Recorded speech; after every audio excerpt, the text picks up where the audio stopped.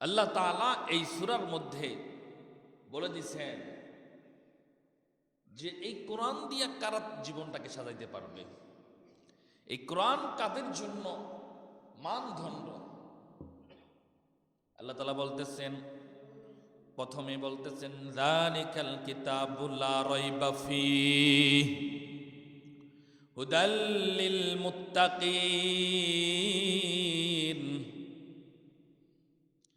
এটা এমন একটা কিতাব যে কিতাবের মধ্যে সন্দেহ নাই, আর এই কিতাবটা থেকে উপদেশ গ্রহণ করবে শুধুমাত্র তারা যারা মুত্তাকি। সুবহানাল্লাহ পড়েন। মুত্তাকিরা এই কোরআন থেকে উপদেশ গ্রহণ করতে পারবে, আর যারা মুত্তাকি হতে পারবে না তারা এই কোরআন থেকে উপদেশ গ্রহণ করতে পারবে না।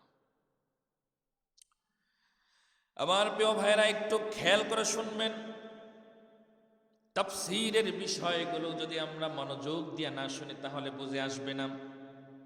আল্লাহ তাআলা পবিত্র কোরআনের সর্বপ্রথম এই সূরার শুরুতে বলছেন আলিফ লাম মিম। এটার অর্থ কি? এটার অর্থ পৃথিবীর কেউ বলতে পারবে না, শুধু একমাত্র আল্লাহ তাআলাই বলতে পারেন। সুবহানাল্লাহ পড়ে। তারপরে আল্লাহ তাআলা বলতেছেন বুঝো নাই তাইতে কি হইছে, তবে এইটা জাইনা রাখো আমার বান্দারা, যালিকাল কিতাবুল লা রাইবা ফীহি, এটা এমন একটা কিতাব, এই কিতাবের মধ্যে কোনো সন্দেহ নাই। কিসের সন্দেহ নাই? একটু মনোযোগ দিয়ে শুনবেন তাহলে বুঝতে পারবেন। এইটা এমন একটা কিতাব, এই কিতাবের মধ্যে কোনো সন্দেহ নাই। কিসের সন্দেহ নাই? এর বিশ্লেষণ কি? এই কিতাবের মধ্যে কোনো সন্দেহ নাই, যদি আমি আপনি এই কিতাবটা দিয়া আমার জীবন পরিচালনা করি, আমার জীবনটা যে ফুলের মতো পবিত্র সুন্দর হয়ে যাবে, এতে কোনো সন্দেহ। আমার প্রিয় ভাইয়েরা, শুধু তাই নয়, শুধু তাই নয়, আমি যদি এই কোরআন দিয়ে আমার পরিবার পরিচালনা করি, আমার ঘর পরিচালনা করি, আমার ঘরটা হয়ে যাবে জান্নাতের বাগান, এতে কোনো সন্দেহ। বুঝতেছেন না তাফসীর? আমি যদি এই কোরআন দিয়ে আমার সমাজ পরিচালনা করি, আমার সমাজটা হবে একটা সুন্দর সমাজ, একটা সাজানো গোছানো সমাজ। এই সুন্দর সমাজ হবে, এতে কোনো সন্দেহ।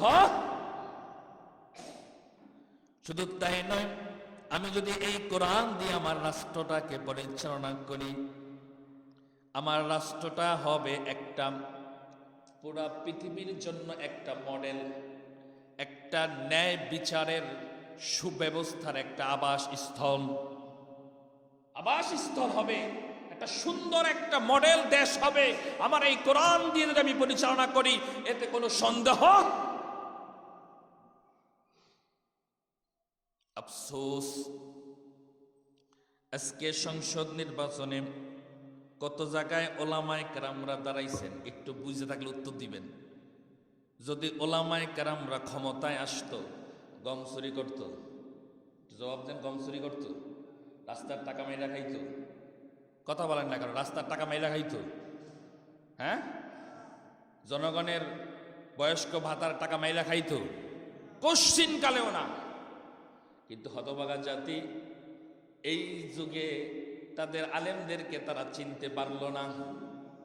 যেখানে আলেমরা পরাজিত হয়েছে, আলেমরা পরাজিত হয় নাই, ওই এলাকার মানুষগুলো পরাজিত হয়েছে। কথা ঠিক কিনা? আমাদের এই দেশের মানুষ কবে বুঝবে এগুলো? নিজের ভালো কবে বুঝবে? আমরা আবেগের জোয়ারে চলি, যেদিকে বাটা ওদিকে ইঁদুর। চিলে কান নিয়ে গেছে, আসলে কান আছে কিনা এটা আমরা যাচাই করি না। নিয়ে গেছে ওইটার পিছনে দৌড়াই, আগে দৌড়াই দেখালেই পাইছি কিনা। কই নিয়ে গেল আগে খুঁজে লই, কিন্তু আছে কিনা এটা যাচাই করি না। আমার রাষ্ট্র কার কাছে নিরাপদ, আমার সমাজ কার কাছে নিরাপদ, আমার দেশ কার কাছে নিরাপদ, এই জিনিসটা আমরা বিবেচনা করি না। আল্লাহ তাআলা আমাদের জীবন থেকে শুরু করে সংসদ পর্যন্ত সকল কাজগুলো কোরআন সুন্নাহর আলোকে করার তৌফিক দান করুক। আমরা সকলে বলি আমিন। আল্লাহ তাআলা তারপর বলতেছেন, হুদাল্লিল মুত্তাকিন,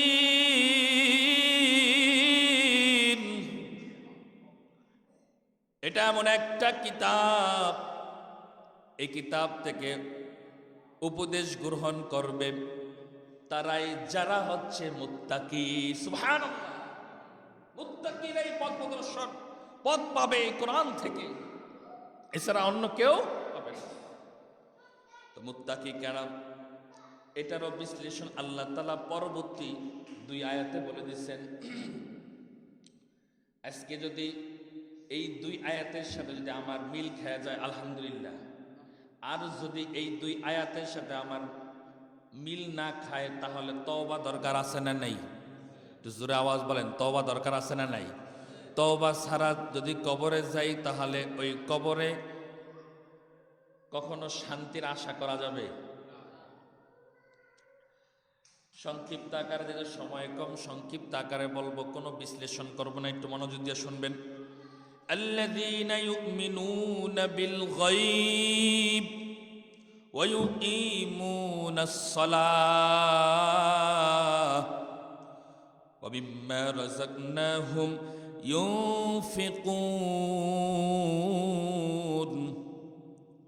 1 নম্বরে আল্লাহ তাআলা বলতেছেন, আল্লাযীনা ইউমিনুনা বিল গায়ব, যারা গায়বের প্রতি ঈমান আনে, যারা গায়বের প্রতি ঈমান এনেছে।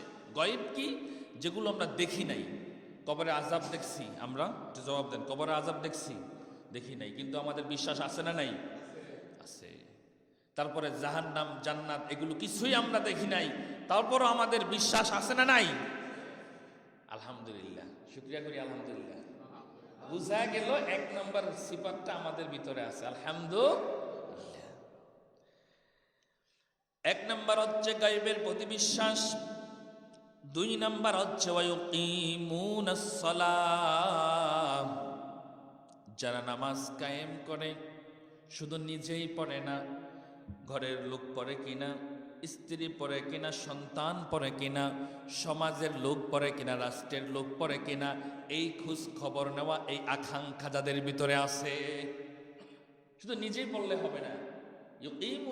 ইউকিমুনাস সালাহ মানে যারা নামাজ কায়েম করে, আর নামাজ কায়েম করতে হলে আমি নিজেও পড়তে হবে, অন্য কেউ ডাকতে হবে।